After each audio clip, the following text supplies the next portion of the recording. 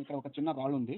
అప్పుడు జనాలు ఎంత టాలెంట్‌గా ఉండేవారని ఒక రాళ్ళతోనే 6 రకమైన చిత్రాలు అంటే 6 డైమెన్షన్ చిత్రాలు మీరిక్కడ చూడొచ్చు. ఫస్ట్ వన్ నేను ఇలాగా చెయ్యి మూసేస్తే కప్ప నీళ్ళలో ఎగురుతట్టుంది.